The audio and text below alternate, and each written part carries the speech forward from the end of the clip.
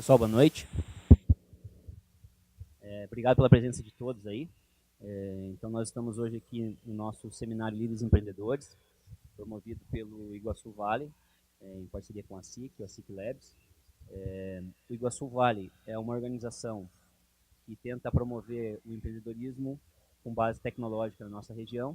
Esse é um dos eventos que a gente promove, existem algumas outras iniciativas.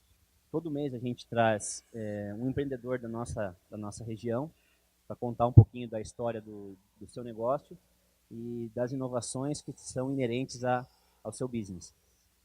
Hoje a gente tem o prazer de contar aqui com o Dr. Militão, que é um dos fundadores e diretor do Hospital SEONC de Cascavel, um hospital que é referência na nossa região, na área não só de oncologia, mas também na parte de diagnóstico por imagem.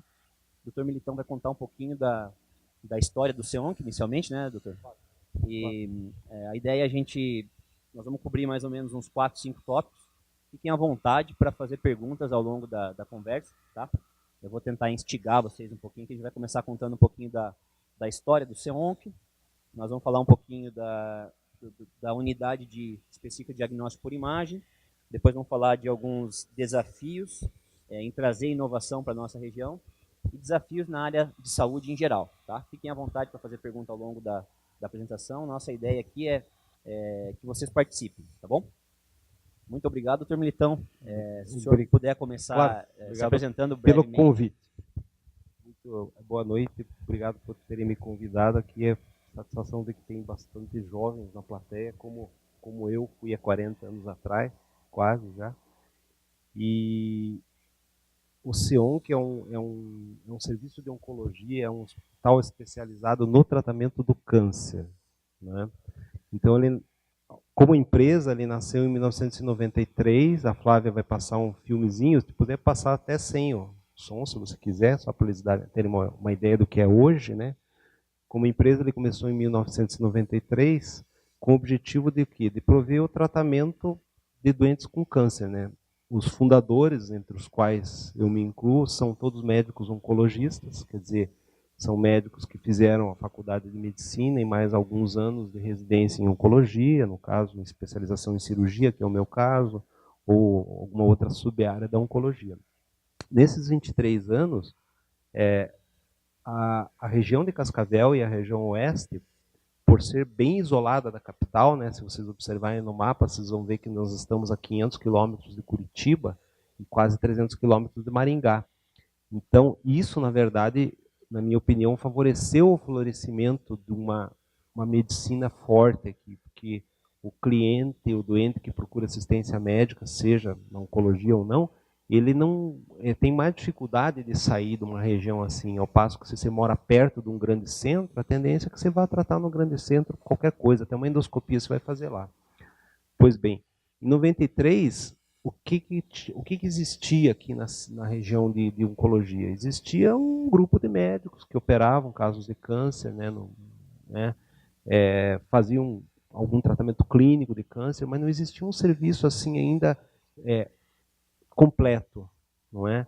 Um serviço que atende todas as etapas do tratamento do câncer, ou a maior parte delas. Então, por exemplo, não tínhamos aqui uma radioterapia eficaz, né? A quimioterapia era uma quimioterapia meio nascente ainda, né? Então, isso aí, nesses 25 anos já que existe a empresa, foi aos pouquinhos, né? Como uma casa foi sendo construído.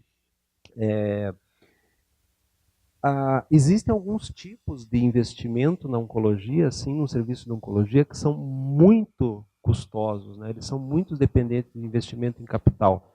O mais assim emblemático que eu poderia dizer, sem dúvida nenhuma, é a radioterapia, não é? A radioterapia, além de ser, já passou o filme? Ali vocês viram mais ou menos o que é o nosso serviço hoje, né? Nós temos um hospital desse igual lá em Francisco Beltrão, menor, mas parecido.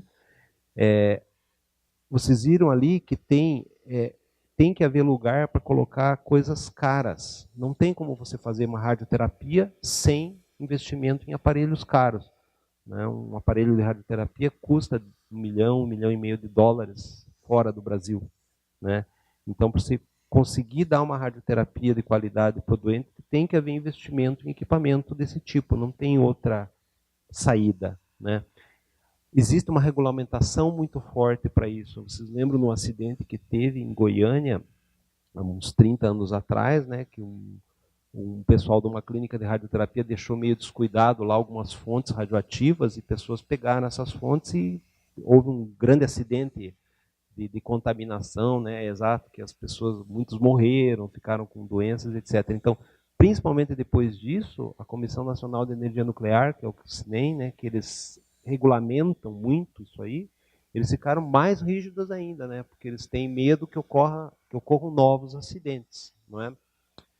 Nós, na verdade, nunca investimos assim prioritariamente na colocação de fontes radioativas. Apesar de a gente ter fontes radioativas hoje em atividade lá no serviço, a gente sempre tentou priorizar o quê? Um acelerador linear de partículas, que ele não tem a fonte radioativa dentro dele. Então ele vai fazer a radioterapia na hora que você ligar o acelerador linear, né? Ele acelera a partícula, seja um elétron, seja um próton. Muitos de vocês são jovens aí, estão estudando, acho isso, em faculdade, ou recém estudaram, né, no colégio. Então o acelerador linear de partículas, ele acelera uma partícula e produz um feixe de radiação. No caso dos que são mais usados, ele acelera um elétron, né, e produz um feixe de fótons. Isso não carrega o risco de uma fonte estar guardada num serviço, como aconteceu nesse acidente que teve em Goiânia. Porque a fonte está sempre irradiando, né? O material radioativo está sempre irradiando. Um acelerador linear, não, ele só irradia a hora que você vai lá e liga o aparelho. Pois bem, então a radioterapia é a etapa mais custosa do investimento, e para nós foi também. Em 98, nós trouxemos o primeiro acelerador linear aqui da região oeste, né? É uma coisa foi bastante custosa para nós, para o serviço, investimento de dinheiro, de pessoal. Trazer profissionais também que fazem radioterapia não é simples, né? Não tem muitos lugares ainda que tem esses profissionais. Eles preferem ficar nas capitais. Então é tudo uma coisa meio complexa de se formar. Não é uma coisa que você vai encontrar um dia em Céu Azul. Não sei se tem alguém de Céu Azul aqui, né? Mas não é uma coisa que você vai encontrar um dia em Corbélia, né? Vai ser em cidades maiores. Também não sei se tem alguém de Corbélia, mas não é desmerecendo a cidade. É porque não tem condição de haver um serviço desse em cidades que são menores mesmo, né? Bom, de 20 anos para cá, então de 98 para cá, que são 20 anos que a gente está com a radioterapia junto, que a gente começou com isso aí, a gente passou por várias etapas de radioterapia, né? Nossa, conhecemos equipamentos de tudo que é tipo, né?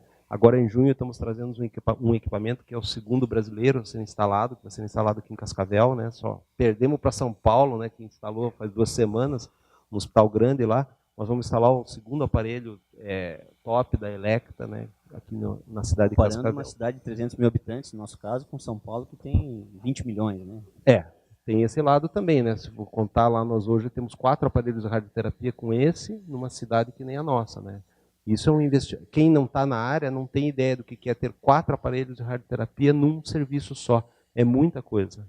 Os grandes hospitais de São Paulo não têm. Então, isso é bastante investimento, que eu quero dizer, né? É muito esforço, né? Muito bem. A quimioterapia melhorou, mas a quimioterapia não depende tanto de investimento em equipamento, né? Quimioterapia é você fazer remédio, que você vai lá, compra o remédio na indústria farmacêutica, injeta, ou dá via oral, ou injeta na veia, no músculo, onde for. Então não existe muito investimento em capital, assim, em maquinário principalmente, né? Então ela é mais fácil. O que nós fizemos? Essa é a história de nossa até hoje, mas nesse meio do caminho, o termo que o pessoal usa, né, principalmente no século XXI, houve uma spin-off, como vocês falam, né, principalmente, e eu sou bem, esse é um dialeto que os jovens usam bastante, e que a gente, se quer estar no meio do jogo, tem que aprender, né? Que é você, do seu business atual, derivar um novo business, né? Exato. Isso é chamado spin-off. Até esse termo vem da química, né? Vem do spin, do elétron. Pode, né? Tá. Spin, o nome já diz, né? Tipo, girar e spin-off. Então, aconteceu com a gente, mesmo sem os donos da empresa, a gente que fundou e tudo mais, sem saber muito, aconteceu da gente fazer um pouquinho isso aí, né? Como vocês dizem nesse jargão, que é, como eu falei antes, é um dialeto próprio, mas que você tem que aprender, a gente fez um spin-off, quer dizer, a gente começou a fazer uma coisa correlata à oncologia, que não é bem oncologia, né? Mas que tem tudo a ver com oncologia, especialmente com aquela radioterapia que eu falei, que é o quê? É o diagnóstico por imagem, o diagnóstico médico, né? Diagnóstico de doenças por imagem. Então, é impossível hoje você fazer uma radioterapia de grande qualidade, uma radioterapia que você consiga localizar precisamente a doença, o câncer que você quer tratar, sem ter uma imagem de qualidade. Não é? Então, de uns anos para cá, a gente montou um serviço de tomografia, não é? Um serviço de tomografia que ele é o que? É um diagnóstico por imagem à base de radiação também, né? Como se fosse um raio-x mais sofisticado, grosseiramente, né? Mas que, como o próprio nome fala, ele analisa o quê? Fatias do doente, né? Tomos, né? Como tomos de uma enciclopédia, assim por diante. Então, é um método mais preciso do diagnóstico, muito mais do que um raio-x. Se você fizer um raio-x simples do tórax, você vai ver uma imagem do tórax, né? Uma imagem. Se você fizer uma tomografia do tórax, você vai ver inúmeros cortes do tórax. Então você vai analisar pequenas fatias, pequenos tomos dessa parte do corpo. Isso aumenta um monte a acurácia diagnóstica, né? Muito bem. De uns anos para cá, então, nós colocamos a tomografia dentro do nosso serviço e isso passou a ser, hoje, se estiver falando mentira, talvez o radiologista-chefe nosso que está ali me fiscalizando, porque eu não sou radiologista, né? Hoje a gente tem o maior volume de tomografias da cidade no serviço. Quer dizer, nós não somos um serviço de diagnóstico, radiologia.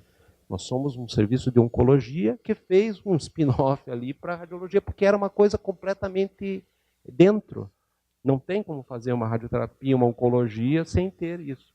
Fizemos e hoje fazemos o maior número de tomografias aqui da cidade. O senhor tem alguns números da quantidade de tomografias e a quantidade de pacientes atendidos pelo SEONC hoje? Hoje nós estamos fazendo por mês umas 1.800 tomografias, mais ou menos. Isso é um volume bem significativo. 1.700, 1.800 tomografias por mês.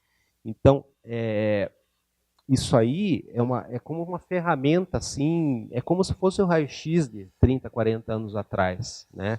Se você for ver a história da radiologia, você vai ver que lá, há 30, 40 anos atrás, o pessoal queria fazer um diagnóstico de uma doença intracraniana, né, no cérebro, por exemplo, chegava a se injetar ar dentro do cérebro. Injetar ar e fazer um raio-x, para que o contraste do ar conseguisse fazer algum diagnóstico. Então, se imagine o risco, né, de pôr uma agulha dentro do crânio, injetar um pouco de ar dentro do crânio, o risco absurdo, e a péssima qualidade de um exame desse, comparado, por exemplo, com uma tomografia, que é muito menos invasivo e uma qualidade muitas vezes maior. Então, isso aí é parte meio da história, né? Nós fomos lá, 3 anos para cá, fizemos, estamos com um serviço grande de tomografia que é associado e não é o serviço originário, né? Muitas vezes eu acredito que na área que vocês trabalham ou na área que vocês estão estudando, vocês vão achar esse tipo de situação, que você faz determinada atividade, mas você consegue desenvolver uma atividade muito correlata que vira um caso de sucesso dentro, né? E não é a atividade onde você começou. Pois bem, logo depois que nós montamos um serviço de tomografia, então na sequência imediata, nós já pensamos em fazer o quê? Bom, a tomografia ele é um exame radiológico, então ele é um exame que ele mostra a morfologia da doença, então a anatomia da doença. Então, se você for pegar lá, por exemplo, um tumor de pulmão, você vai ver um nódulo do pulmão, na tomografia você vai ver uma mancha, né? Vai ver uma mancha cinza ali, etc. Mas você não tem uma ideia da funcionalidade daquele nódulo, se aquele nódulo é funcional, se ele tem um metabolismo elevado ou não, porque o metabolismo elevado pode indicar neoplasia, né?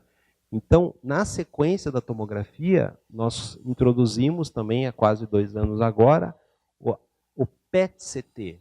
O que é o PET-CT? O CT da sigla é tomografia, né? É Computed Tomography, ao lado de trás.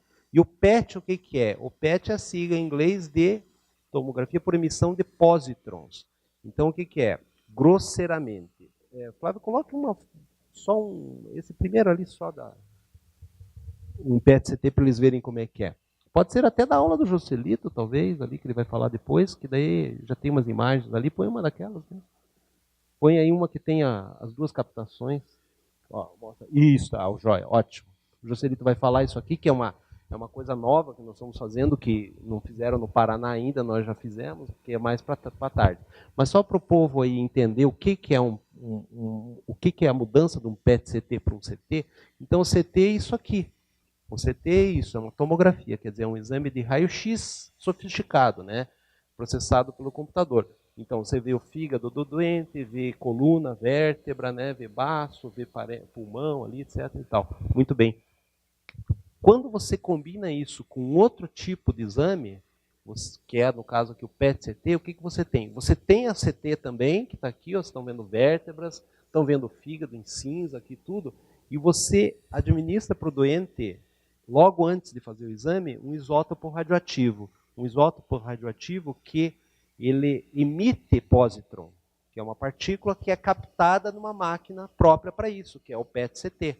Então, um tomógrafo de PET-CT, ele não é só um tomógrafo, né? Ele tem uma parte que capta, faz a tomografia e uma parte de trás que vai captar atividade metabólica. Por quê?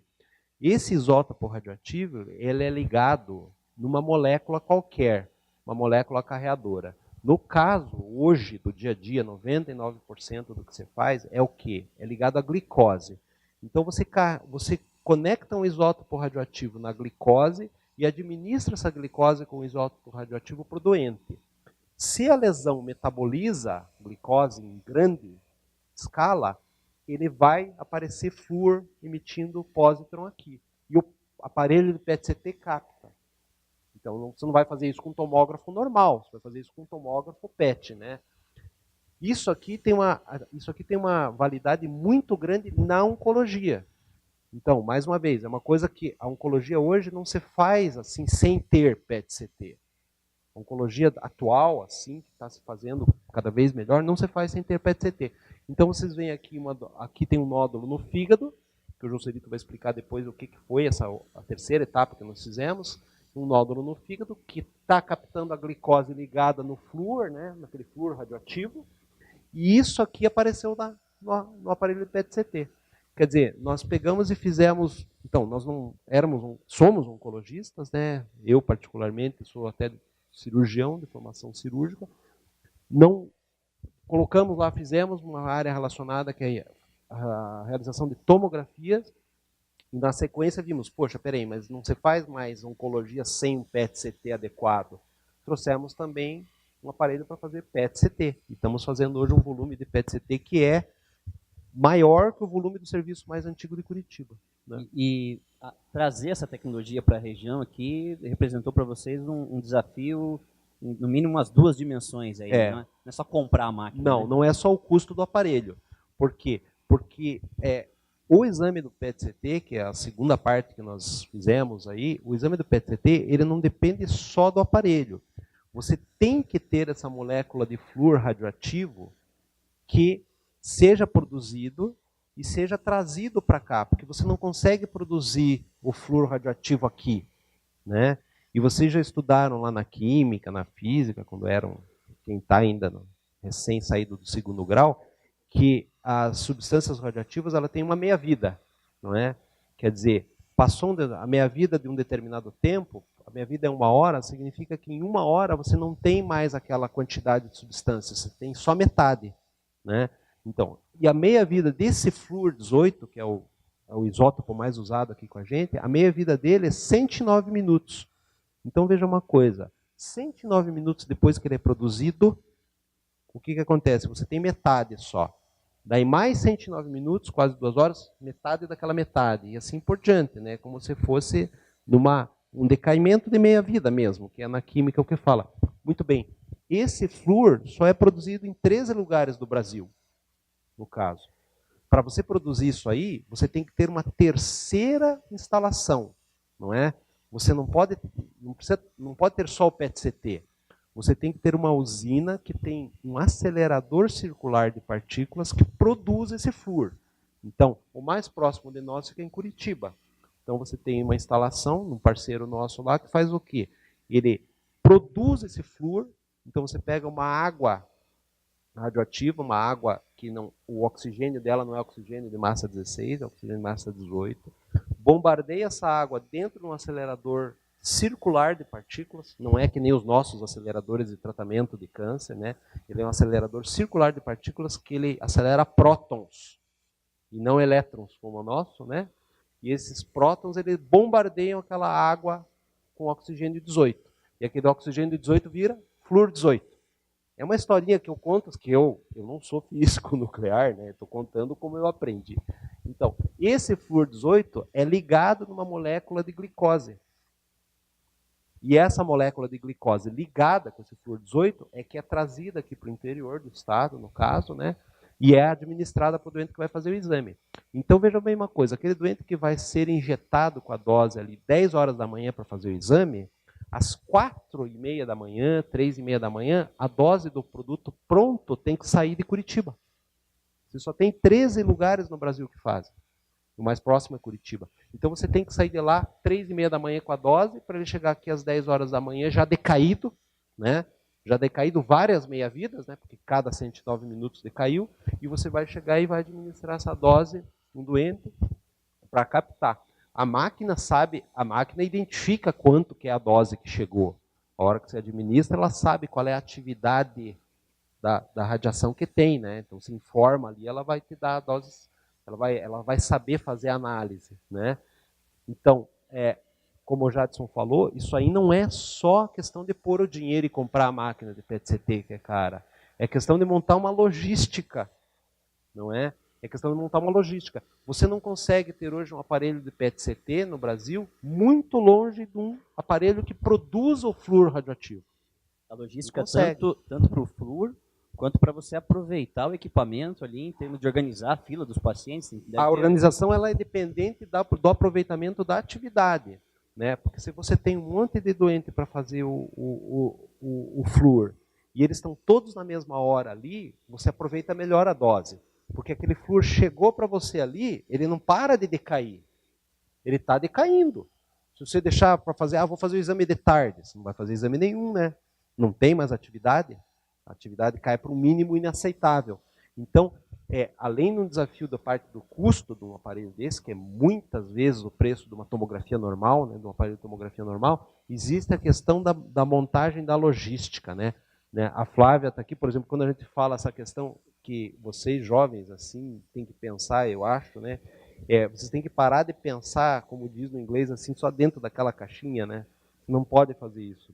Você tem que pegar e expandir, você tem que pensar alguma coisa fora. A Flávia não é médica.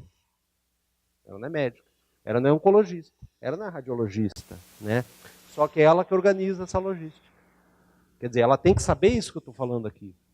Ela tem que saber o que é flúor 18, ela tem que saber o que é um isótopo radioativo, ela tem que saber que a meia-vida é 109 minutos, que está na estrada, quando sai o carro lá do Boqueirão, lá em Curitiba, que é onde fica o ciclotron, ela tem que saber, olha, deu um problema na estrada ali, já não vai chegar a atividade correta, né? Vai chegar menos.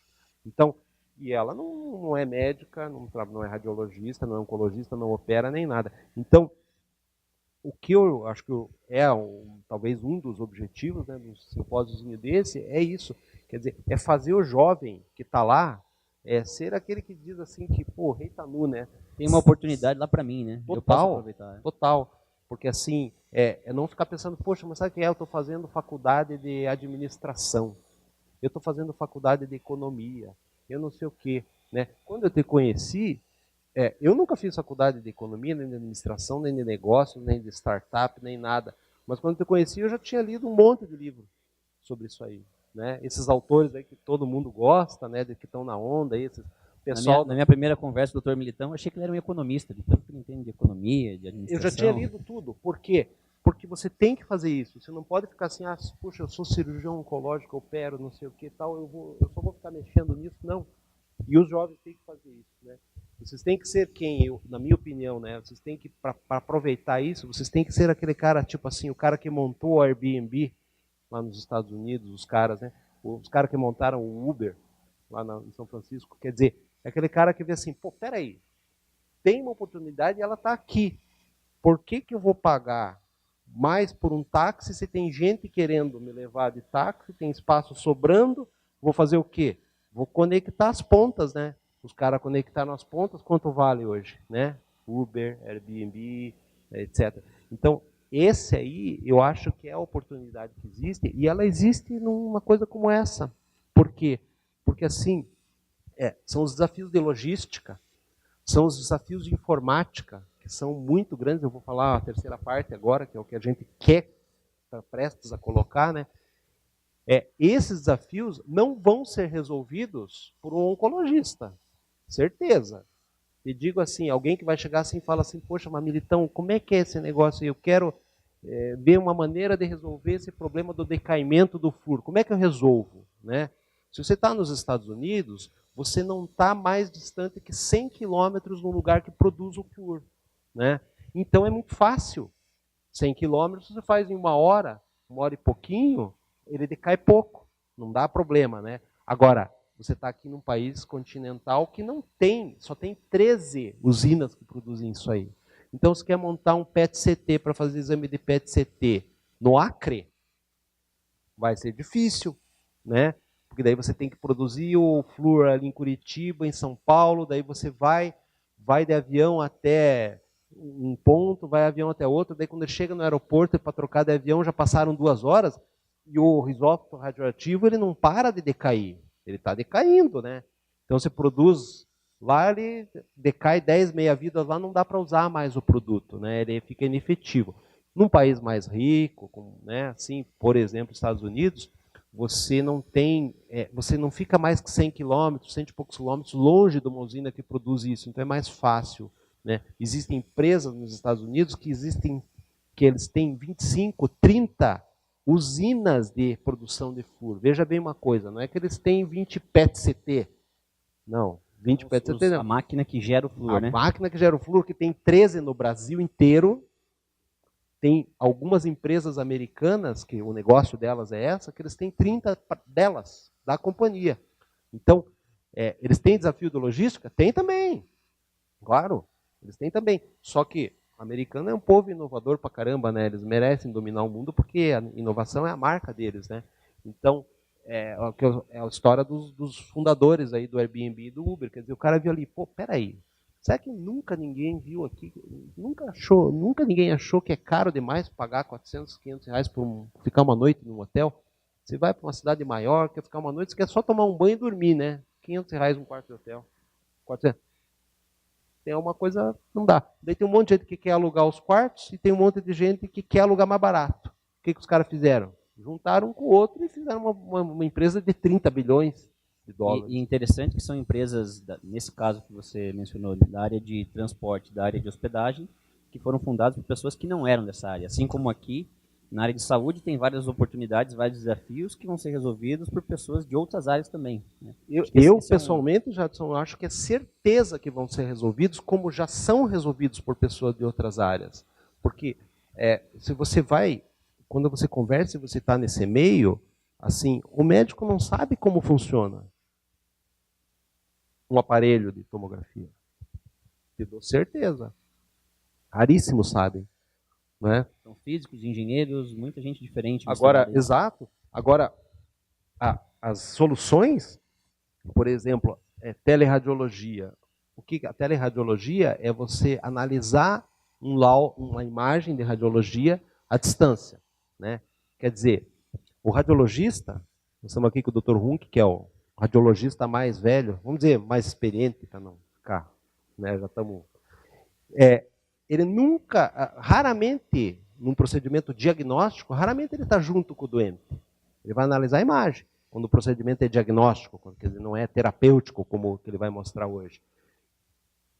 Esse procedimento diagnóstico não faz muita diferença se ele está junto do doente ou não. Então, nos últimos 20 ou 30 anos aí, floresceu o quê? Uma teleradiologia, que é o quê? É pegar essa imagem aqui, pegar essa imagem para ser analisada muito longe do lugar onde ela é feita.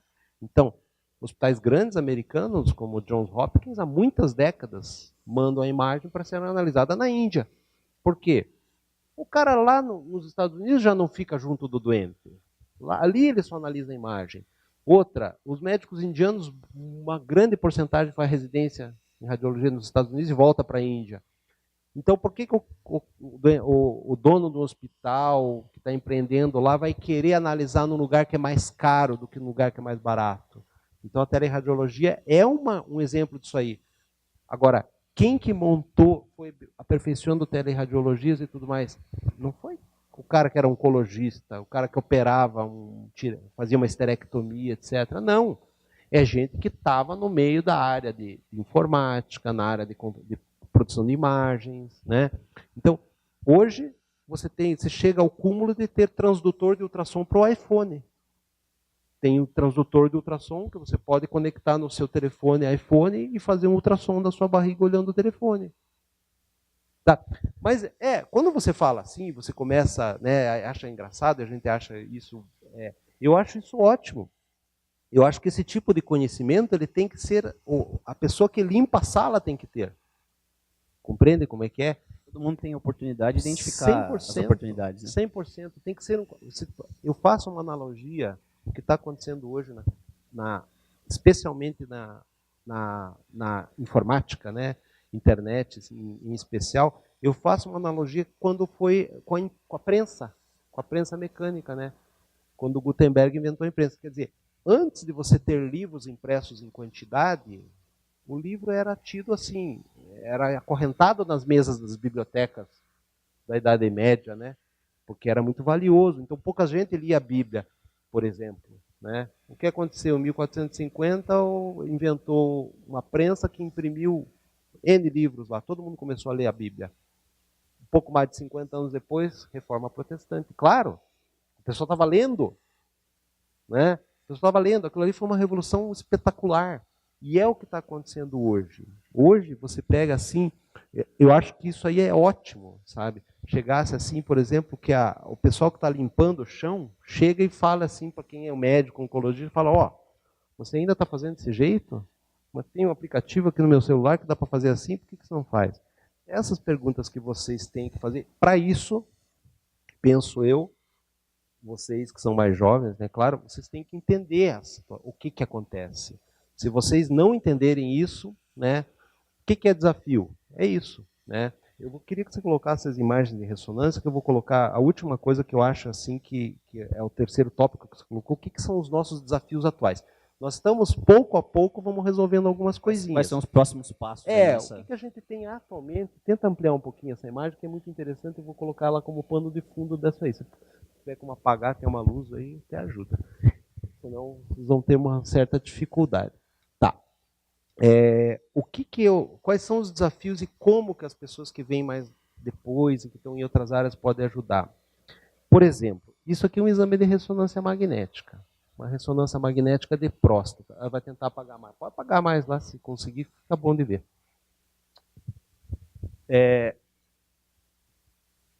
Na plateia, vocês conseguem entender sem eu falar como que isso aqui é uma ressonância magnética da próstata? Muita gente talvez não consiga, né? Passe o próximo slide. Desses aí. Põe ali planos. Esse aí, joia.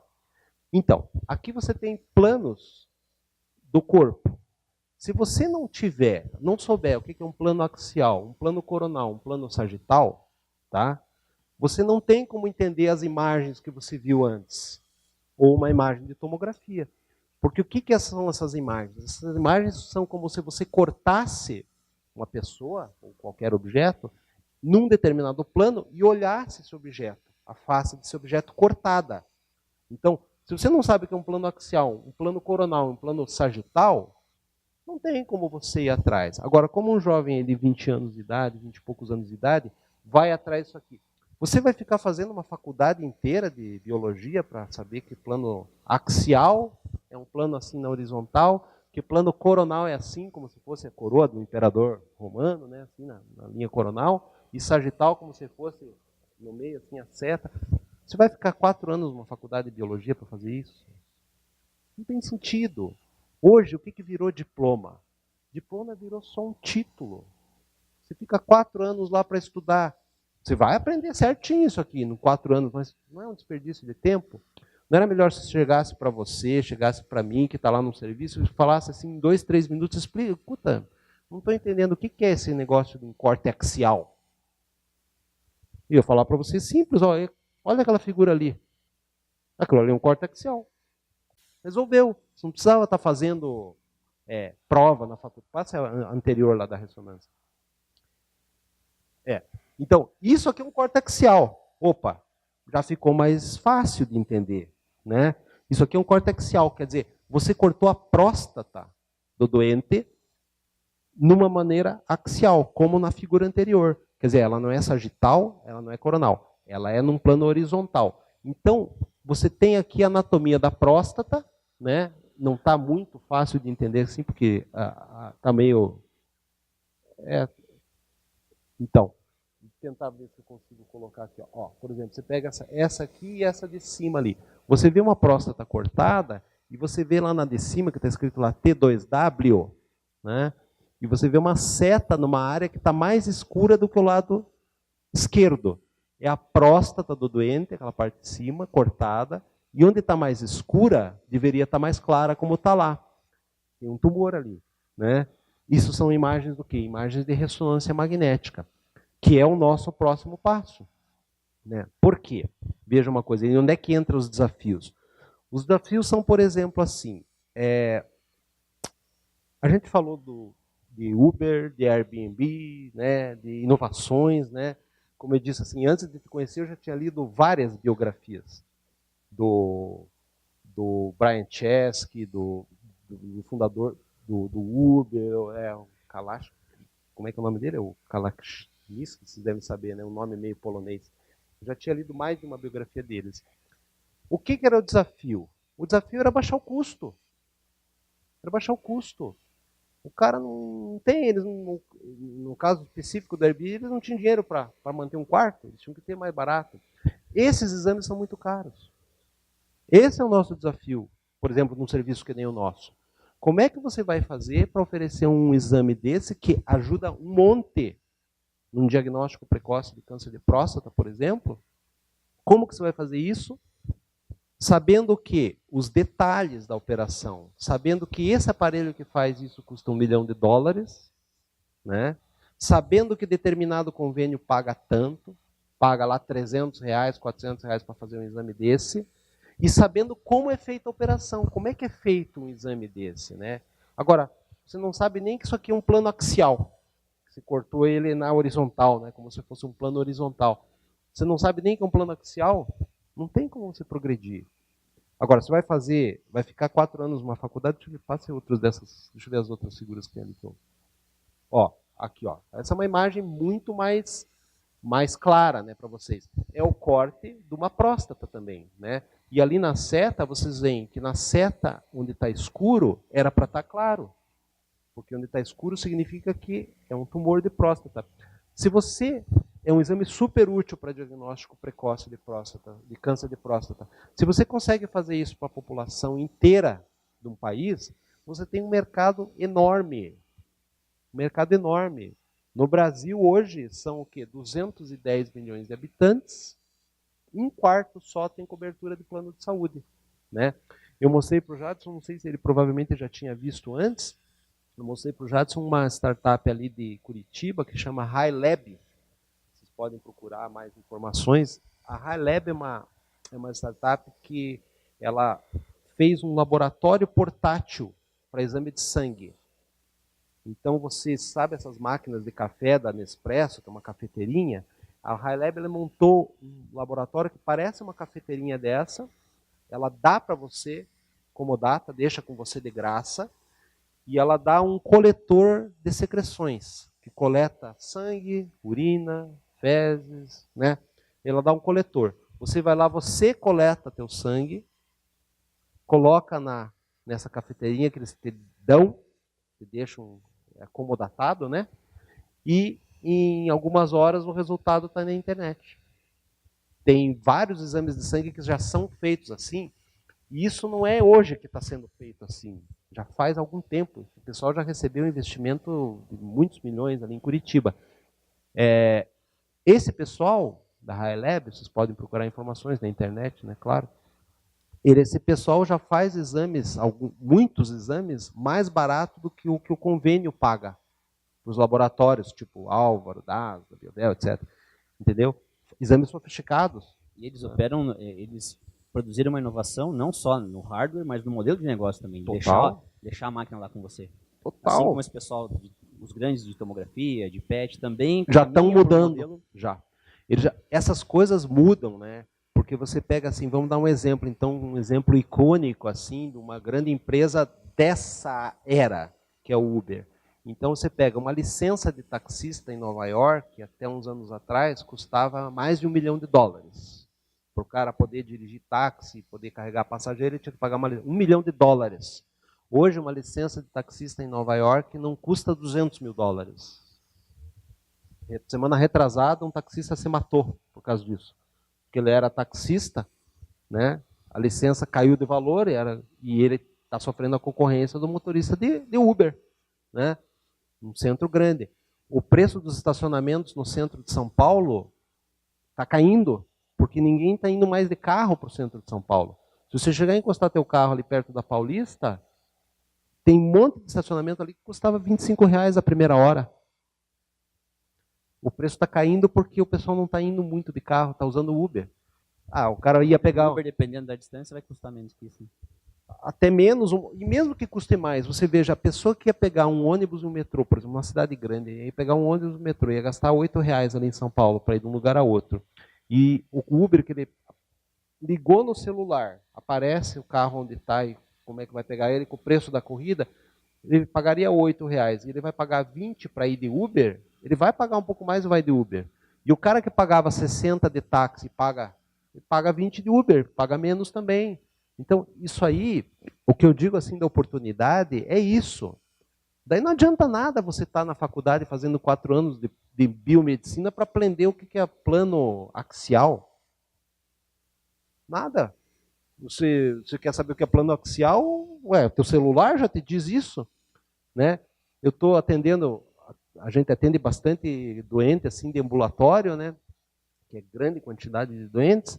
Na sala de espera nossa de ambulatório lá tem um monte de velhinhos com smartphone conversando, entrando na internet. Quer dizer, você jovem com 16, com 18, com 20, 25, sei lá, você vai frequentar uma faculdade para aprender o que é plano axial? Né? Há uns anos atrás eu tinha que ensinar um filho meu a matemática, ele estava comigo, eu tinha que ensinar. E eu não lembrava muito mais assim, de matemática, apesar que eu até que era razoável no assunto. E eu tive que aprender de novo matemática. Onde que você acha que eu fui aprender? Você acha que eu fui fazer um curso de matemática? Né? Primeiro eu perguntei para a nossa física médica, escuta, me ensina a tirar a raiz quadrada de novo, que eu esqueci. Daí a Sandra, não, doutor, mas é assim, é só fatorar, né? Não, você vai lá, a raiz quadrada, sei lá, de 81. Fatora 81, né? 3, sei lá, vai. Eu falei, não, mas eu não quero tirar a raiz quadrada de quadrado perfeito. Isso, né, é meio até intuitivo. Eu quero tirar a raiz quadrada de número que não é quadrado perfeito, né? Daí ela já ficou meio assim. Em 2 minutos eu aprendi na internet. Entrei no YouTube. Como é que tira a raiz quadrada? Sei até hoje de novo, porque eu já sabia, né, na verdade, mas tinha que ensinar um filho meu. Então, o que eu quero dizer? Outro dia eu queria desenhar um pentágono numa circunferência. Falei, como é que eu vou desenhar um pentágono na circunferência? O quadrado é fácil, o triângulo é fácil, o hexágono é fácil, o octógono é fácil, mas pentágono? 2 minutos na internet, um vídeo do YouTube me ensinou a desenhar um pentágono. Quer dizer, essa é uma fase que é muito diferente. E eu já sou velho o suficiente para falar, porque assim, quando entrei na faculdade, a gente sentia o estresse dos nossos pais em comprar livro. Porque era caro. Você entrava na medicina lá, poxa vida. Você lembra disso, talvez, né? Porque você pegou também. Quer dizer, você entrava na faculdade de medicina, tinha lá, daí entrou na faculdade, pô, beleza. Daí tinha uns livros para comprar. Cada livro custava, sei lá, R$500, R$1.000 um livro. Os pais ficavam malucos, né? Hoje, você não precisa aprender mais desse jeito. Tem N motivos de aprender. É só você não ficar resignado em querer conseguir um diploma, né? Você vai conseguir aprender, você não vai conseguir um diploma. Mas cá entre nós, para que serve um diploma hoje? Todo mundo tem diploma. Todo mundo tem diploma. Você vai no posto de gasolina, os caras dão emprego para o cara, necessita segundo grau. Poxa, o que um frentista precisa de segundo grau para ser frentista? Quase não precisa saber nem ler e escrever, quase, né? Que é primário. Necessita segundo grau. Quer dizer, o diploma, ele está virando inútil como, assim, ele só é um título para você conseguir um emprego, né? Mas não vai ter emprego para todos vocês. Não vai, né? Esses caras que mudaram o mundo não estavam atrás de emprego, né? Você uma vez falou para mim que, poxa, mas esses caras aí são os novos Michelangelos, pô, eles, os novos Da Vinci, né? Eles têm uma similaridade, assim, porque assim, são jovens, quer dizer, e a genialidade dos grandes artistas, pintores e escultores foi quando eles eram jovens, né? E aquela coisa assim, como vocês dizem no jargão, assim, causa uma disruptura, né? É uma coisa assim que quem conhece aqui o Peter Thiel, né, que eu gosto muito, assisto muita coisa dele, que escreveu esse de 0 a 1, um livro bem bacana, fininho, que vocês leem numa tarde. E é espetacular. Porque ele diz assim, é bem isso, o que é o título do livro, quer dizer, o difícil e o que realmente tem valor é você levantar um negócio do 0 até o 1. Porque do 0, quando ele saiu do 0, ele chegou no 1, que não é muito, quantas vezes tem do 0 até o 1? Infinitas, né? 1 sobre 0 é infinito, né? De 1 para 10, você aumentou 10 vezes, mas é pouco, né? Proporcional, é pouco. E é muito mais difícil. É fazer mais do mesmo, né? É fazer mais do mesmo. É achar o caminho onde então, ninguém navegou. Eu diria assim, você pega um exame desse aqui, é feito numa máquina de $1 milhão, uma máquina que o SUS paga para você fazer esse exame R$268. Então vocês têm que colocar na cabeça o seguinte: você comprou uma máquina dessa, tá? Por $1 milhão. Chega aqui pelo dobro, que tem um monte de imposto. Mas vamos dizer que $1 milhão você fechou, para ter valores redondos. Você fechou uma máquina dessa, comprou, pagou $1 milhão, e você vai receber por cada exame que você vai fazer isso aí, R$268. Daí tem os detalhes, né? Aquela máquina que você comprou por $1 milhão é que nem um carro. Depois de 10 anos ela não vale mais $1 milhão. Ela já depreciou. Na verdade, a depreciação é uma coisa que a maior parte de nós não conta como um fato real. Mas ela começa no dia que você compra um aparelho, né? É como se você estivesse pagando todo dia um valor. Como é que você vai fazer para fazer um exame desse aí para a população do Brasil inteira? Quer dizer, para aqueles 75% que não tem plano de saúde, por R$268, um exame que demora 25 a 30 minutos por paciente, que tem gastos associados também com pessoal, né? O nosso país é horrível para contratar. Esse é um desafio que nós temos agora. Você vai falar assim, pô, Militão, mas que coisa absurda, né? Você vai comprar um aparelho de $1 milhão para fazer um exame por R$268. Você tem que fazer uns 50 exames por dia, não sei. Eu falei, não sei, o desafio é esse, e se eu soubesse a resposta, não estava nem falando com vocês. Aliás, não estava falando nem com você. Eu pensava, só que tem o seguinte, se eu soubesse a resposta, com toda certeza um outro concorrente saberia a resposta também, né? Porque seria com pretensão demais que a solução tivesse na cabeça de uma pessoa. O que é muito fácil não é vantagem competitiva, né? Se você quer ter vantagem competitiva, tem que ter barreira de entrada. Você tem que ter e você não vai conseguir fazer isso se você não conhecer. Não tem como. Você tem que conhecer. Eu dei exemplo ali do plano, vocês estão vendo aqui um corte axial, está escrito lá, né, claro. Vocês têm que entender, poxa, como que é? A próstata é como se fosse uma noz, né? Todo mundo fala, como se fosse uma noz. Ela é essa parte aqui da frente, né? Como que é essa próstata? Por que tem que estar branco aqui, não escuro como está lá? Essa é uma imagem de ressonância. Por que ela indica que é um tumor? E como que você vai fazer esse exame num velhinho de 60 anos de idade que tem que ficar 20 minutos dentro de um aparelho, né? Eu tenho certeza, não sei se dessa plateia ou não, né, de pessoas jovens, mas tenho certeza que um dia alguém vai chegar e vai levantar, olha, Militão, você está no caminho completamente errado, o jeito de fazer é esse. Vai levantar um cara que teve uma ideia tipo um high lab, e vai chegar assim, pô, mas pera, Por que vocês estão fazendo exame desse jeito? Não acha muito estranho que um DAS acolhe exame aqui, processa em outro lugar, né? Vamos, com certeza vai sair de uma plateia, não sei se é dessa, mas parecida, né? De alguém que assim vai ter coragem de dizer, não, eu não preciso saber tudo que o cara que é oncologista sabe para propor uma coisa inovadora que vai romper o mercado, né? A gente falou do Peter Thiel, que eu particularmente gosto muito do que ele fala e escreve. A primeira inovação que ele colocou foi o quê? Foi o PayPal. Quer dizer, ele fez uma maneira de você pagar uma coisa pela internet que você se sentisse seguro. Com segurança, né? Que você se sentisse seguro. Quem lembra aqui como é que eram os primeiros pagamentos com a internet? Aquele jeito meio assim, né? O cara, será que eu vou dar meu cartão aqui, né? Os caras mandavam cheque pelo correio. Imagine, né? Daí o cara vai lá, ele bola um negócio, né? Que vai amadurecendo, e você tem aquela segurança de comprar pela internet, pelo teu celular.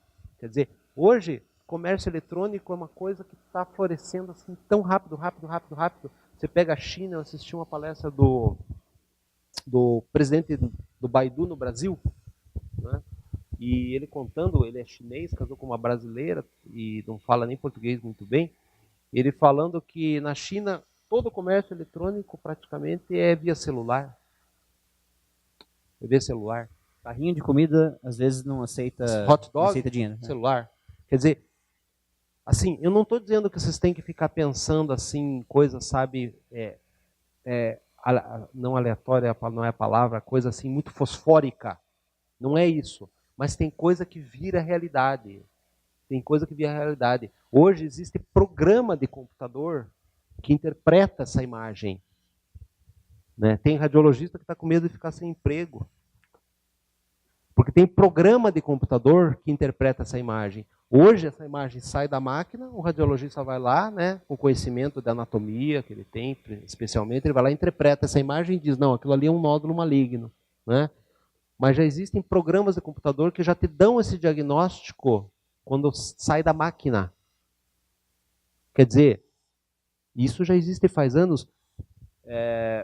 Você vai ficar a vida inteira sendo motorista de táxi? Ou você vai, pelo menos, abrir um pouquinho a tua cabeça para um Uber? Que não é nem o único, né? Tem N Ubers por aí, né? É só o mais famoso. Você vai ficar a vida inteira sendo motorista de táxi? Você com 20 anos de idade, 18, 25? Ou você vai abrir tua cabeça para isso? O desafio é esse, né? Nós temos um desafio desse aqui. Eu queria que o Joselito, que é nosso radiologista mais sênior, então vamos dizer assim, que ele explicasse uma última coisa que nós temos feito lá no Centro de Oncologia, no CEONC, que é também derivada dessa parte desse spin-off em imagem, que é o quê? É o tratamento de lesões de câncer usando PET-CT e tomografia.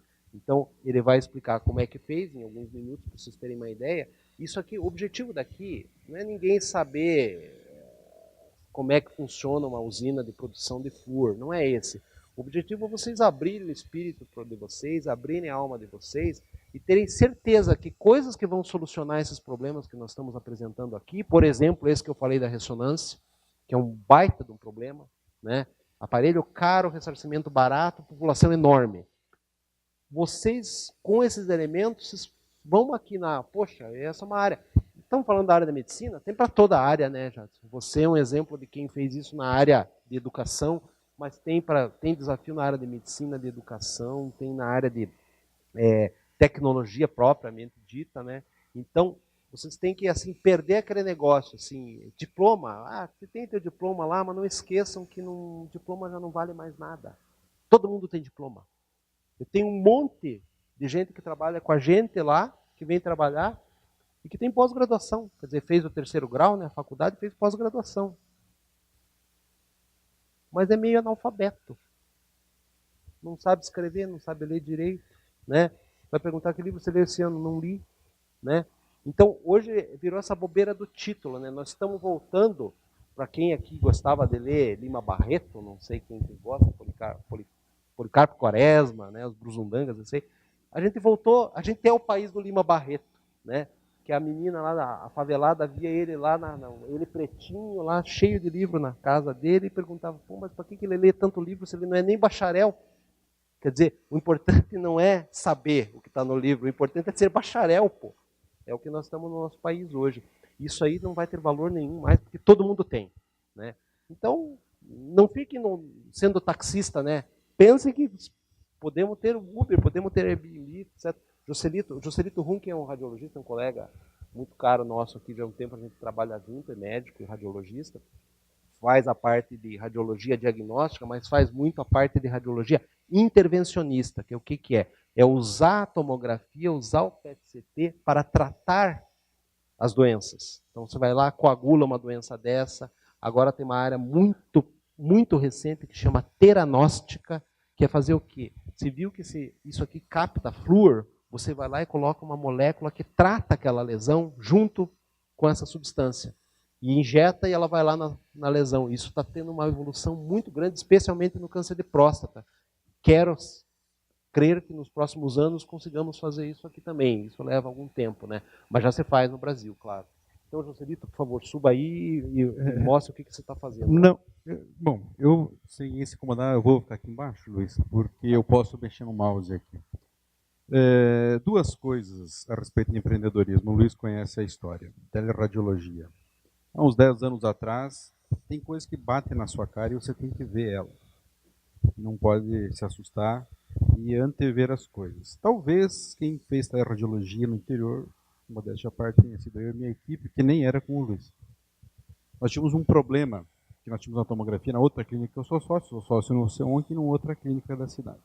Nós tínhamos uma tomografia fora da clínica e nós não tínhamos como transportar a imagem. Tinha que ficar um radiologista lá no hospital e era um problema. E aí a gente não chamou de teleradiologia. Então você faz spin-off sem saber que é spin-off, você faz empreendedorismo sem saber que é empreendedorismo, assim, tem umas coisas que, né? Nós pegamos e nós chamamos de transporte de imagem. Então nós tínhamos um técnico lá que era muito curioso e descobriu como transportar as imagens daquela máquina para o meu console que eu ficava na clínica em Oswaldo. Quando eu comecei a fazer aquilo, os meus outros sócios queriam me matar. Porque um dos hospitais de uma cidade aqui da região pediu para nós darmos laudos dos exames deles que eles tinham lá, que eles tinham tanto. Eu falei, você está louco? Os caras têm que vir para Cascavel fazer exame. Está fazendo concorrência com nós mesmos. A partir do instante que o cara tem um serviço lá e faz o exame lá, ele não vem mais para Cascavel, não vem mais aqui, tem que vir aqui.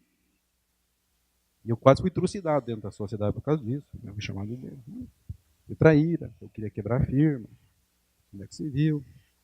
E aí eu me acomodei, porque eu não podia viver as turras com os meus sócios. Eu achava que cada vez mais as pessoas iam precisar de transporte de imagem. Um dia alguém chamou de teleradiologia e agora virou... podia ter ficado rico, mas meu objetivo é resolver um problema. Então, às vezes, o empreendedorismo está em resolver alguma coisa que está ali. E aí, daquilo, você pega e faz um tal de spin-off, que nem sabia da palavra, aprendi agora à noite. E aí você faz coisas assim, mas não pode ter medo. A teleradiologia vai sofrer algumas coisas, como inteligência artificial, que já está. E é um problema para mim resolver na minha vida profissional. Dando um spin-off aqui do que a gente começou a fazer, do PET-CT, nós colocamos tomografia, a história que o Luiz falou, tomografia, colocar o PET fazer diagnóstico, nós precisávamos começar a tratar. Esse aqui é um tratamento que nós estamos fazendo no CEONC, que um dos problemas da oncologia é metástase. Metástase, você trata ela com quimioterapia, radioterapia ou cirurgia. Então, tratamentos minimamente invasivos. Isso aqui é uma metástase no exame de PET-CT. Isso aqui é uma fusão de imagem. Capta e capta. Isso aqui é o intestino grosso, que a gente sabe que usa uma medicação que estimulava o intestino a ter metabolismo. Isso aqui a gente sabia que era um abscesso, porque era muito irregular, patati patatá, mas a lesão era essa aqui. Então apareceu uma lesão 9, nós precisamos tratar, queimar, matar ela. Usamos o PET-CT, essa aqui é a mesma paciente, deitada de lado lá no PET-CT, já sedado. Nós precisamos entrar, existe uma agulha, que é um termocautério, você vem guiado por imagem, entra dentro dessa lesão, aquece ela circula, ela tem um raio de 3 centímetros de ação, ela queima a lesão. Aí, Você pode ver que na tomografia aqui a gente enxerga a imagem, está sem contraste. Alguém pode dizer, não, mas não tem nada. Aí tem. Com o PET-CT, a gente vê que a lesão está lá metabolicamente ativa. Foi injetada aquela glicose marcada com material radioativo e a lesão está aqui. Então nós utilizamos a imagem anatômica, a imagem metabólica, dizendo o tumor está aqui, ele tem esse tamanho. Utilizamos a imagem para entrar com precisão com essa agulha, o paciente sedado, nós entramos lá na lesão e queimamos a lesão. O paciente não tomou nenhum dipirona, ele ficou à noite no hospital por uma questão de protocolo e segurança, não fez cirurgia, não fez quimioterapia, resolvemos o problema, a lesão é essa mesma aqui, o paciente deitado de lado, quer dizer, a gente consegue ver a imagem em todos os planos tridimensionais. Ó, ele ficou 24 horas no hospital, que é um protocolo, sem necessidade de anestesiologia, sem nada. Olha o tanto que queimou a lesão, sumiu. Isso aqui é uma tomografia com contraste. Depois de controle, não tem mais nada. E o paciente? Então, inovação. Isso aqui é o pessoal que tem feito. Então, dica para vocês que estão formando agora. Não estou querendo tomar a fala de ninguém, só quis compartilhar. Oportunidade tem um tempo. Não adianta eu querer ver teleradiologia 10 anos depois. Já fizeram. Já foi. Esse aí agora é a história para contar para bêbado, né? Para contar nas pingas da vida lá que você viu, fez, anteviu e nem sabia que ia ser tão grande. Eu falei, Luiz, eu nem achei que a radiologia ia ficar tão grande. A radiologia ia ficar tão grande. Então, empreendedorismo tem a ver com duas coisas. Primeiro, visão. Segunda, tempo. O tempo passou, vira história de bêbado. Vai contar pro leiteiro, né? Entende? Então é isso. Isso aqui é um spin-off.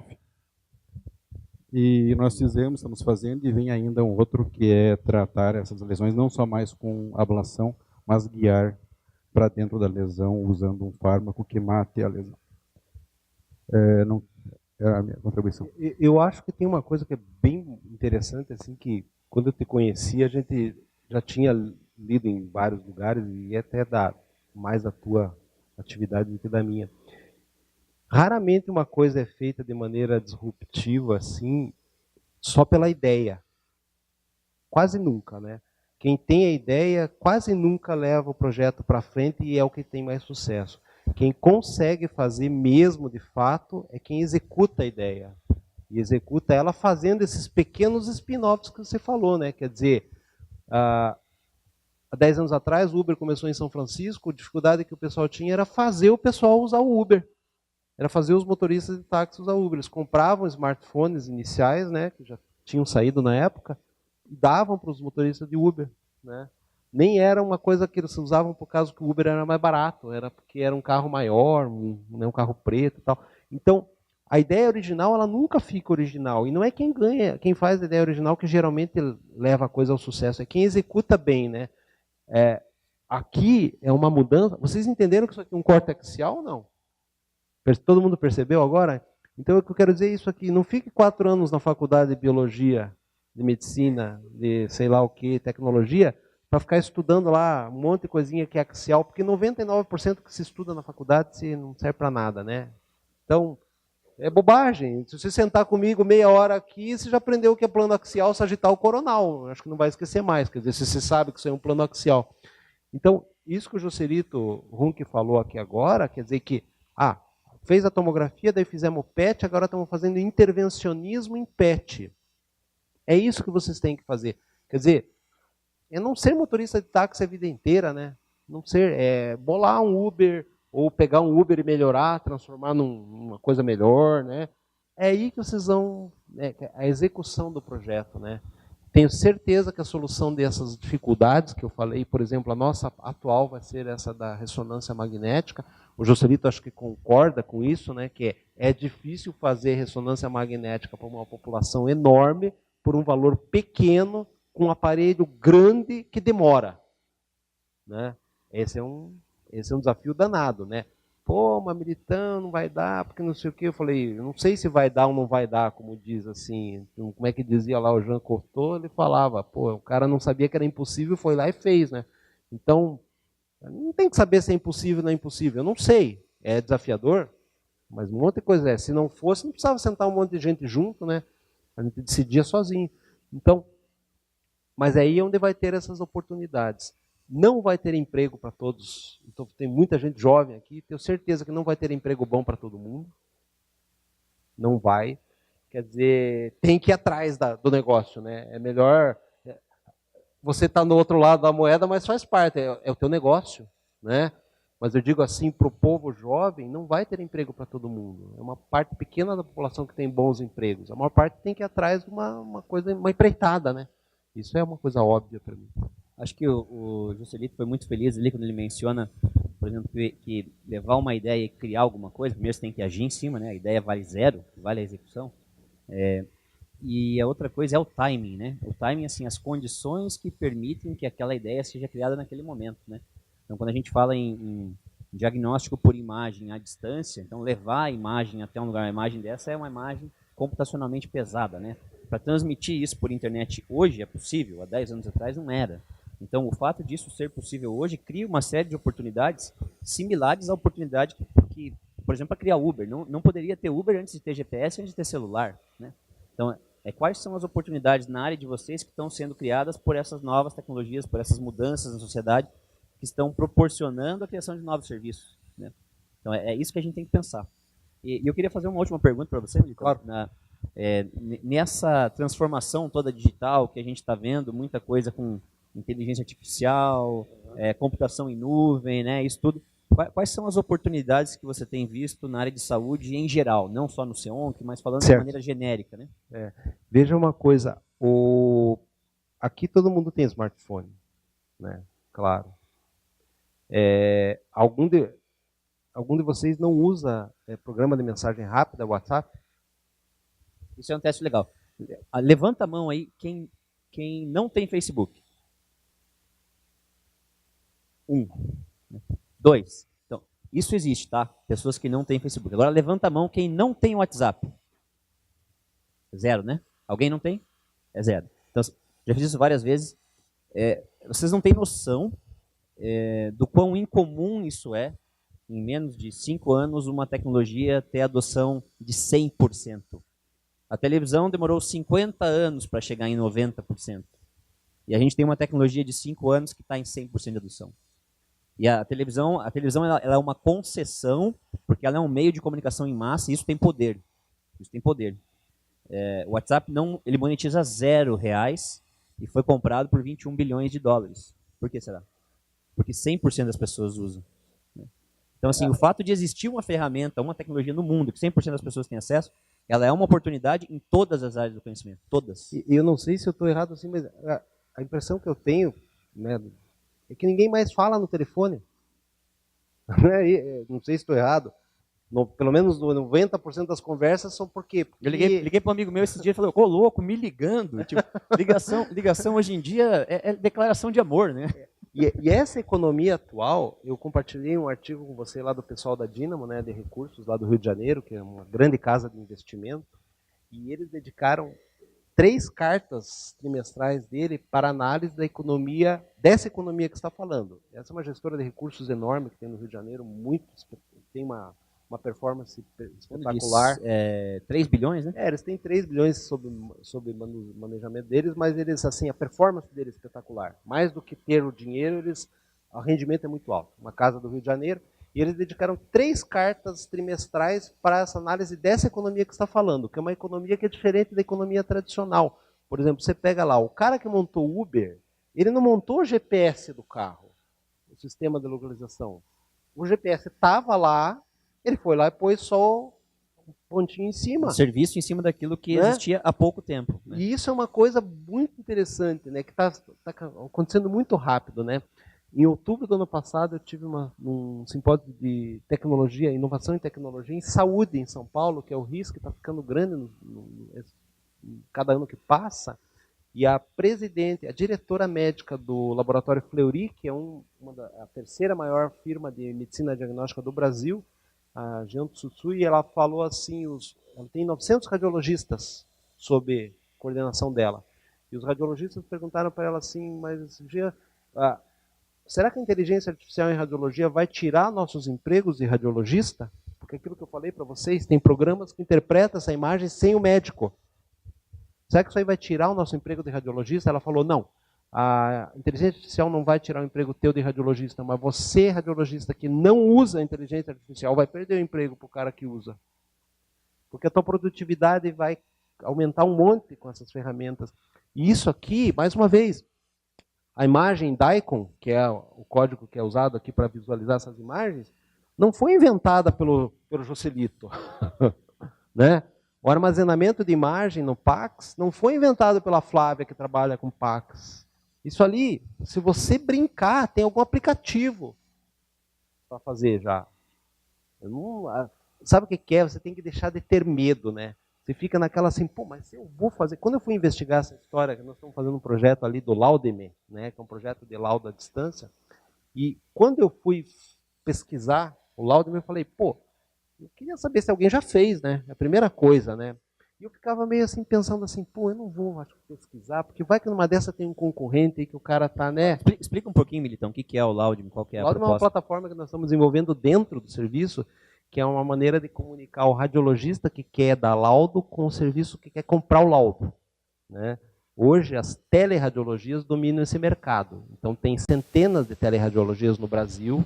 Né? Nos Estados Unidos tem uma gigante que chama os Nighthawks, os falcões da noite, porque eles dão laudo de noite para o outro lado do mundo. Né?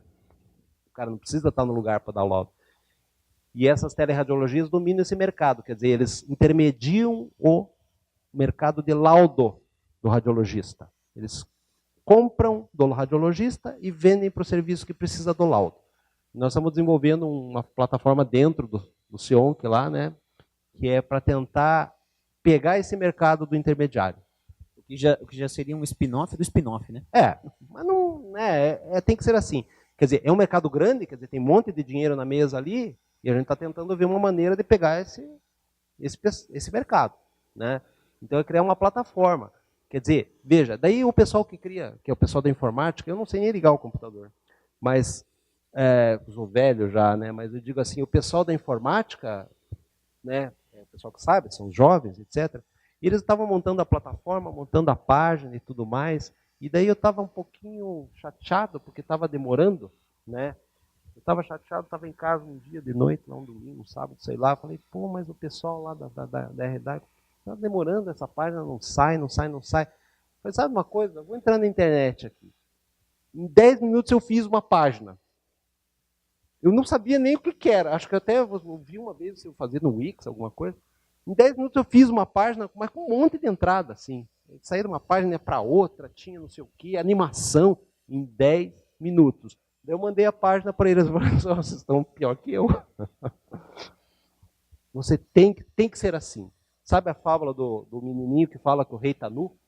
Tem que ser assim. Tem que pegar um cara que não sabe nada de um assunto, chegar assim e apontar o dedo para o cara que tinha que saber. Falar assim, ó, nego, eu não sei nem ligar o computador, eu fiz uma página em 10 minutos. Você está demorando 3 meses para fazer uma coisa que eu pedi. Está entendendo? Assim não vai dar. Deve ter um chinês lá que já fez isso aí faz, né, se eu fiz, né? Então, uma vez eu assisti uma palestra de uma gestora de investimentos e ela falou que o que interessa para ela colocar dinheiro não é assim aquele cara que faz um projeto, que gastou 500 mil reais num projeto e chegou lá e está montando, levou 6 meses, não. Ela quer pegar aquele cara que pegou assim, que ligou para um cara na China, pegou um menino na China e ele fez um aplicativo para o celular para ele por $2.000. Por $3.000 ele fez um aplicativo para o celular dele que ele está usando. É esse tipo de gente que ela quer. Né? E é isso, acho que o mundo é dinâmico, assim. Vocês viram aquela propaganda, uma propaganda do YouTube de uma bicicleta que anda sozinha? Não viram? Não vi. Então vejam. Na Holanda, lá os caras, alguns de vocês devem ter visto, claro, esses, né, jovens assim, uma bicicleta que anda sozinha e ela fica de pé sozinha e você sobe. Tem gente que não consegue andar de bicicleta, né? Minha esposa não consegue. Então a bicicleta fica de pé sozinha, você sobe na bicicleta sozinha, ela anda e você vai e não cai. Né? Eles fizeram isso aí para ser divulgado e eles iam anunciar isso aí e fizeram uma filmagem assim com a bicicleta, as pessoas andando e tudo mais. E eles vão anunciar no dia 1º de abril, não existe. Né? Mas assim, a maior parte pensou que existia. Porque se você tem um carro que anda sozinho, você não comprou no fim de semana aí um drone que você controla com a mão? Você põe a mão na frente do drone, ele levanta, baixa, vai para o lado. Não tem isso? Tem. Quer dizer, tem carro que anda sozinho. A bicicleta que anda sozinho não seria tão... Mas era fake, né? Mas os caras fizeram um filme profissional, assim, mas olha no YouTube que você vai ver.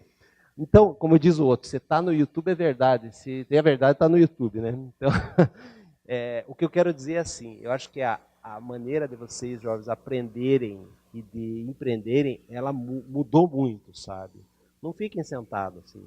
Se vocês têm querem entrar numa área, vão lá e peçam para alguém se tem abertura, né? Hoje foram 5 ou 6 programadores lá no Sion que ficar lá com o Joselito, não sei se foi produtivo para eles. Ficar com o Joselito para ver como é que o Joselito faz o laudo num computador. Por quê? Porque o programa que usa para fazer o laudo, nós somos clientes da Pixion. A Pixion é a número 2 no Brasil hoje em PACs, em armazenamento de imagem, laudo, etc. O programa não é satisfatório, pelo que eu vejo, né? Os radiologistas reclamam que não conseguem dar laudo e tudo mais. Então eu falei, vocês vão lá, sentam com o Joselito, sentam com o Peter, com o pessoal, e vê onde é que eles têm a dificuldade. Porque a número 2 no mercado do Brasil não está suprindo a necessidade do radiologista, do médico.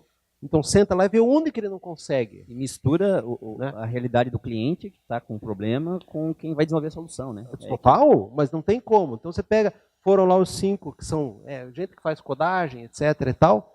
Falei, se você não entrar numa sala de laudo, não ver a dificuldade que o cara tem, não souber o que é um corte axial numa tomografia, você não vai bolar uma solução. Não adianta. Você tem que estar ali. Agora, você tem abertura, né, Jadson? É aquela história, chega os caras às vezes ficam tudo cheio, meio assim, podia fazer não sei o quê, podia...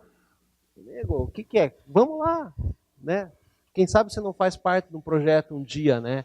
Esses são desafios. Esse da ressonância que eu falei é bem desafio, né? Você tem uma população enorme no Brasil, um exame que paga pouco, com aparelho caro e demorado.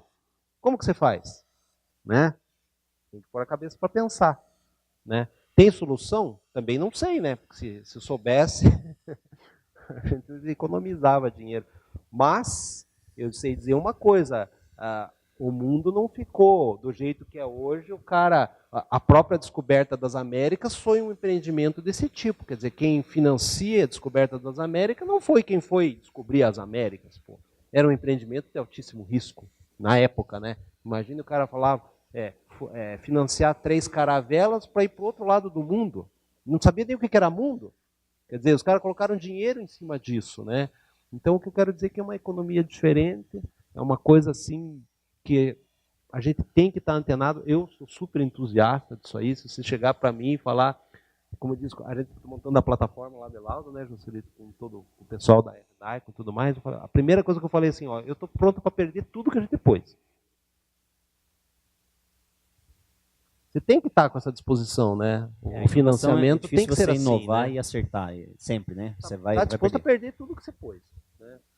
Mas não sei o que e tal, porque é uma coisa diferente, sabe? Não é a mesma coisa que você vai fazer um sanduíche, né? Que já faz. Comprei um pão, comprei uma salsicha e vou vender o pão por 3. Não é assim, né? É assim, a maior parte das ideias realmente elas não dão certo. Elas não dão certo, mas é para ser assim. É para ser assim. Eu acho que nós estamos vivendo uma outra economia e, mais uma vez, não vai ter emprego para todo mundo. E pelo menos não vai ter empregos bons, né? Vai ter empregos ruins, mas não empregos bons para todo mundo. Então, a saída é o que é? Espero que o nosso país esteja passando por uma onda um pouquinho mais liberalizante, assim, do ponto de vista econômico, né? Agora, que isso aí sempre estimula, né? Sempre estimula o capitalismo de risco, né? O venture capital, o pessoal que quer colocar dinheiro em projetos que ainda são muito imaturos, né? Espero que essa onda venha para ficar, né? Tendo saído de tanto tempo de socialismo aí que acho que estamos mudando um pouquinho, né? Nós estamos à disposição lá no SEONC para os jovens que têm, não só jovens, mas os que têm espírito jovem também, né? E que queiram conhecer um pouquinho e que se interessem. Principalmente o pessoal. Essa economia é muito ligada à parte informática, né, já? Muito ligada agora. E quem não é quem quer ser youtuber, sabe? Eu tenho filho, eu sei como é que é, né? Então, não é com essas bobeiras não é isso, né? Sabe? Quer ver teu YouTube, quer ver teu programinha lá, veja, mas não é assim, você não vai ser youtuber, né? é outra coisa. Nós estamos falando de vida real. Não estou falando lá de ficar vendo Lucas Neto das 7 da manhã às 10 da noite, lá que nem um retardado. Não é isso. Estou falando é mundo real. Quer dizer, você pode resolver um problema que é um problema do Dr. Joselito. Quer dizer, ele mesmo falou que há 10 anos atrás ele queria fazer uma teleradiologia. Hoje tem centenas de teleradiologias no Brasil. Enormes firmas, enormes. Ganham um monte. O que eles fazem? Intermediam o laudo teu do cara que está comprando o laudo e fica com um naco enorme no meio. Há 10 anos atrás você teve a ideia. Adianta ter a ideia? Nada. Você tem que executar a ideia, pô. Né? A primeira ideia do Uber não foi do cara do Uber. Tinha um monte de gente que fazia parecido, né? Mas a execução levou eles a um lugar onde estão, Airbnb, Bitcoin, etc. Né? Vamos ver se tem pergunta aí na plateia, doutor. Pessoal, alguém tem alguma pergunta aí, seja sobre a história do CEONC, toda essa questão de inovação, oportunidades? Fique à vontade.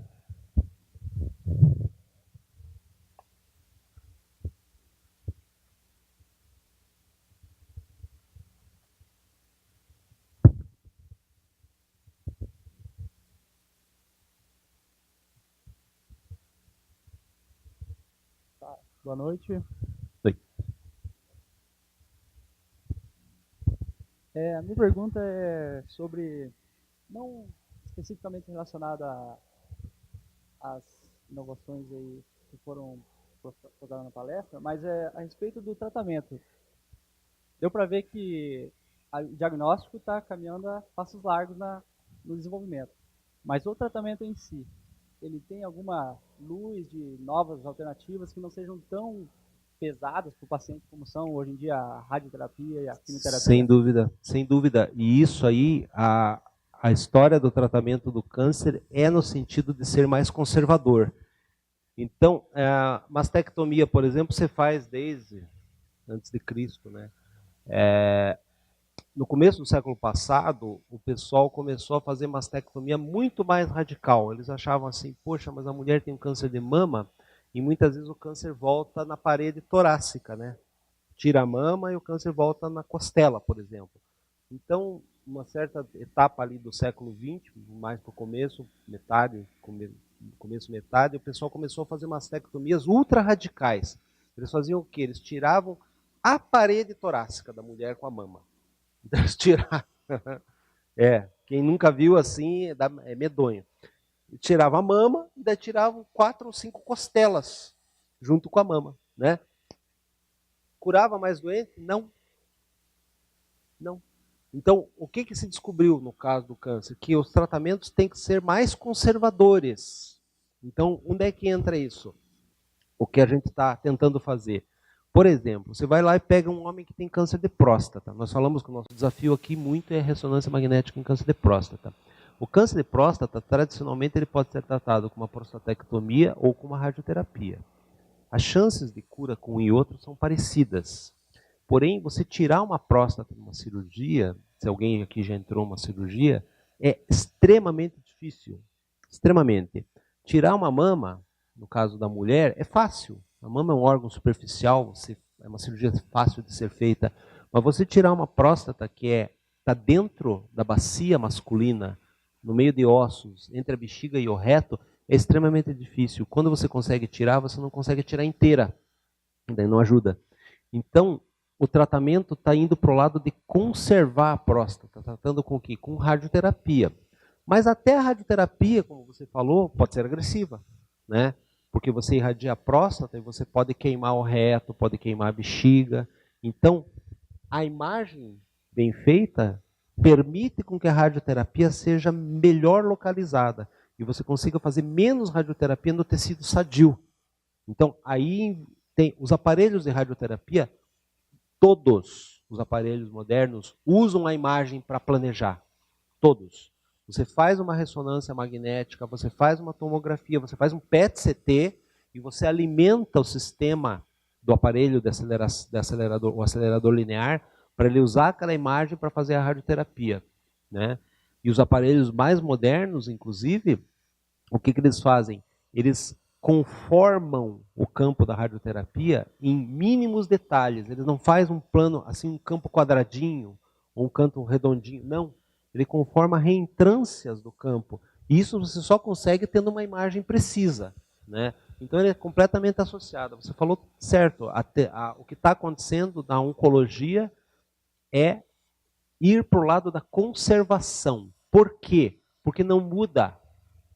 Entendeu? O exemplo que eu dei da mastectomia, que chamava mastectomia ultra radical, que eles chamavam, que tirava as costelas, foi desenvolvida por um sujeito chamado Urban. Essa mastectomia não curava mais do que tirar só um pedaço da mama. Só que na época não se sabia, né? Depois de décadas, peraí, não tem sentido fazer. Então a tendência é para o conservadorismo nisso, é na cirurgia, é na própria radioterapia ser mais conservadora também, né? Mais uma pergunta aqui, então. Boa noite, tudo bem? Tudo bom? Você apresentou vários aparelhos aí, a não ser aquele produzido lá em Curitiba, pequeno. Desses aparelhos aí, o que é produzido no Brasil e o que é produzido fora? De todos esses scanners, Scanners, existem scanners produzidos, eles falam assim, eles trazem a peça de fora e produzem ali em Santa Catarina, acho que é a GS, se não me engano. Tem tomógrafos que são produzidos no Brasil. Eles trazem as peças de fora e eles fazem o assembly aqui no Brasil. Mas nesse caso, o desenvolvimento, a tecnologia é tudo fora, né? Tem algum carro produzido no Brasil? Não tem mais, né? Tinha o Gurgel, né? Aquilo é carro? É a mesma coisa que o cara fala que o Lada era um carro, né? Lembra aqueles russos? Tinha troller. Não, mas é isso que eu digo, né? Quer dizer, o que eu quero dizer assim, para ser produzido num país, tem carro produzido no Brasil, mas não é do Brasil, né? Assim, e outra, as grandes coisas que mudaram a humanidade, pense bem, assim, especialmente nos últimos séculos, não vamos nem falar lá do século XV, da prensa que eu falei, do Gutenberg, mas as grandes coisas que mudaram a vida do mundo vieram da onde? No século XX e XXI? Estados Unidos. Onde é que vem 90% das patentes do mundo? Estados Unidos.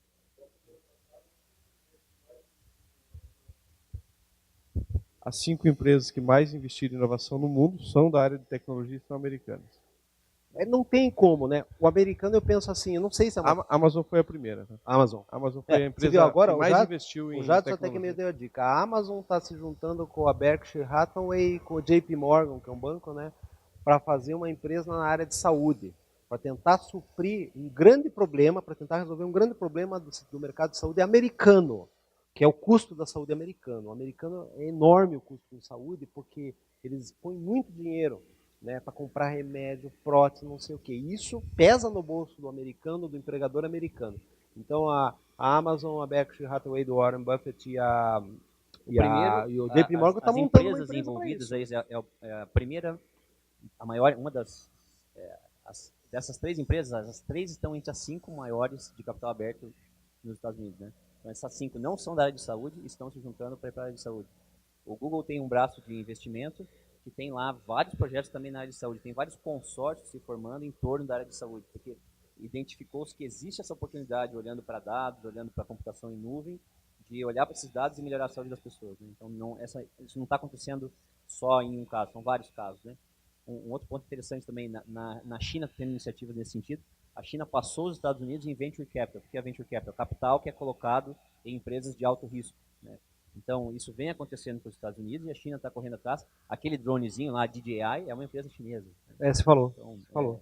Existem vários outros ecossistemas, vários outros lugares do mundo onde está se desenvolvendo nova tecnologia. Por que não no Brasil, né? Existe potencial, nossa região é muito forte em agronegócio, é muito forte em saúde, é muito forte em educação.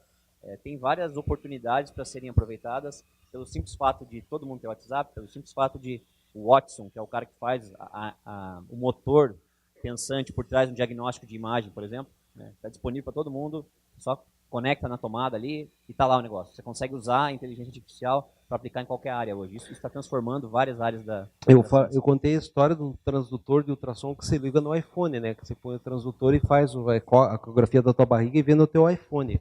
Muitos radiologistas e médicos iam olhar isso aí e falar, pô, mas que bobeira isso aí, né? Deixa, quem que vai fazer isso desse jeito?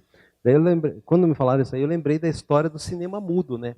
Quando os caras começaram a fazer cinema do mudo pro falado, os caras que faziam cinema mudo falavam assim, mas quem que vai querer ver ator falar? Eles olhavam assim, poxa, quem que vai querer ver um ator e uma atriz falarem? Né? Ninguém.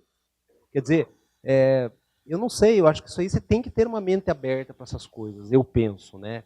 Mesmo que você não vai sair por aí fazendo ecografia de verdade num iPhone. Mas assim, caramba, hoje ninguém mais fala no telefone, poxa. Em 5 anos, todo mundo usa mensagem instantânea. Isso é uma revolução, né? História pessoal minha. Meu pai tinha comprado um telefone para cada filho, para deixar de herança. Os jovens nem sabem o que é isso, mas na época era muito caro um telefone. Uma linha telefônica. Ele comprou uma para cada um porque era para deixar. Vinha com ações da companhia telefônica junto, né? É, exato, exato. Quer dizer, vocês conseguem imaginar um mundo desse? Ué, isso aconteceu no intervalo de quanto? De 40 anos. De 40 anos. Não é muito. Não é muito. Então, eu acho que tem que estar com a mente aberta para isso aí, né? Toda a solução desses problemas vai sair de uma plateia parecida com essa. Se é aqui, não sabemos, mas é uma plateia parecida com essa. Uma plateia de um cara que está ali, está olhando.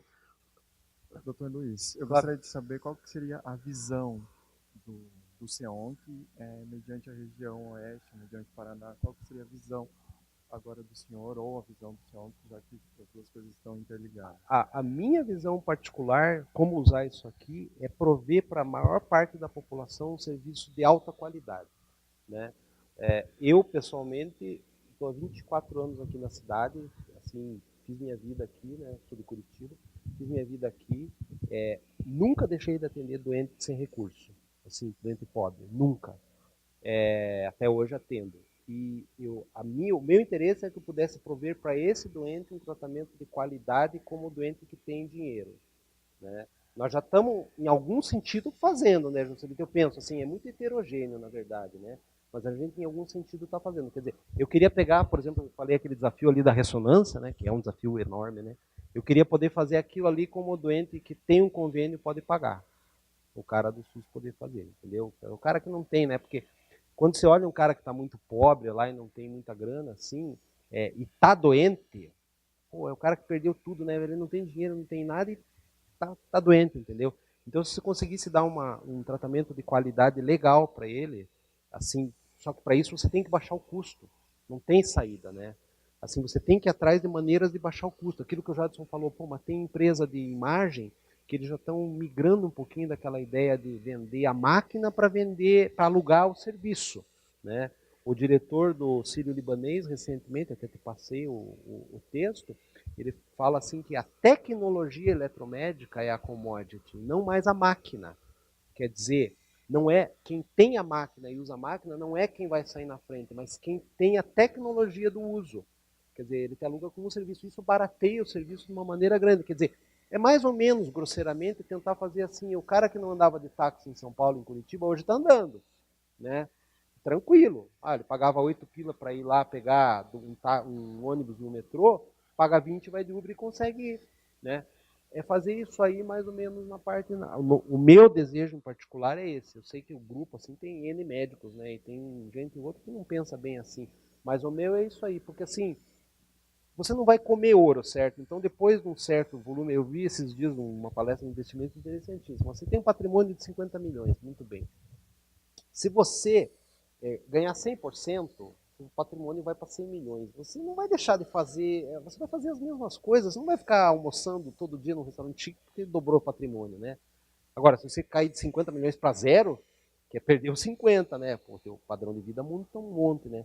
Então, o que eu quero dizer assim, é que depois que você tem um certo nível de vida, você pode pensar em fazer a coisa mais certa. E a coisa mais certa é aquele sujeito que não tem dinheiro, que está com uma condição difícil, poder ter um atendimento melhor, né? É muito heterogêneo, isso é só um desejo, que nem eu te digo, é mais meu do que até do SEONC, né? Mas eu acho que é possível, cara. Eu acho que é possível fazer um exame, por exemplo, bacana desse para um doente que não tem dinheiro. Ele pode tentar. Eu acho que é possível. É assim, aquela questão. Pô, peraí. O cara que tem o aparelho está ganhando muito, então você senta com o cara que está ganhando muito do aparelho e fala assim, não quer fazer um esquema diferente? Vamos conversar, né? Já tem uma empresa que já está meio que alugando o aparelho com o serviço, né? É um começo, mas é um começo, né? Poxa, mas será que assim o uso do contraste lá não pode ser evitado, né, Juscelito? etapas na realização do exame. Eu mostrei um exame de ressonância que tem várias sequências. Mas essas sequências não são obrigatoriamente feitas todas daquele jeito para todos os doentes. Sabe que não dá para eliminar uma sequência aqui e manter a qualidade do exame? Quem que vai descobrir isso? O Militão? Claro que não, né? Não sei nem ligar o computador. Quem vai descobrir isso? O Joselito? Acho que não também. Claro que ele vai poder ter mais conselho para dar nesse sentido, mas quem vai descobrir não é nenhum de nós. Quem vai descobrir é um piazão lá, que vai estar olhando aquilo ali e vai falar, pô, mas como é que é isso aí? Não, mas vamos fazer desse jeito. Como é que você pode estar no número 2 do Brasil, que é a Pixon, que fornece fax, RIS, etc., e você está insatisfeito com o laudo deles? Como a gente viu, né? Estão insatisfeitos. Quer dizer, você entra com o piazão lá que está ali e fala, não, mas o que é o problema, né? Eu estava na reunião sábado com os piá lá, eu falei, pô, mas cadê os laudos, pô? Não, mas eu tenho que pôr um troço embedded aqui na plataforma, não sei o que eu falo. Faz o seguinte, usa o Word, então, que até eu sei usar. Não é isso, usa o Word, você grava o Word e você apaga só o que você quer. Né? Daí, não, mas daí você pode apagar tudo. Eu falei, bom, já tem um problema que eu não sabia, né? Então, eu tenho que fazer uma máscara, né? Então, quem que vai fazer isso aí? É médico? Eu? Claro que não. Não é nem a Flávia, né? A Flávia cuida da logística, cuida do sei o que, a agenda, que tem um monte de detalhinho, né? Mas a solução vai sair a solução vai sair de um auditório assim, de pessoas jovens, claro. Obrigado pelo convite.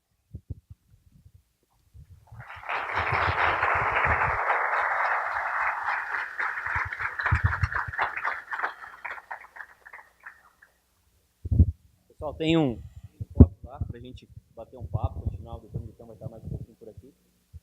Só queria deixar o convite para vocês aí, a gente promove um seminário dele todo mês. Acompanhe na nossa página no Facebook, Iguaçu Vale, e tem iguaçuvale.com.br. Todo mês tem um desse aqui, trazendo um líder da nossa região, com uma história dessa de empreendedorismo e de inovação. Tá? Obrigado a todos. A ideia é que vocês repliquem isso aqui dentro das faculdades de vocês e tragam mais gente para tentar olhar para essas oportunidades, inovar, empreender e ajudar a nossa região a se desenvolver. Tá bom? Obrigado a todos.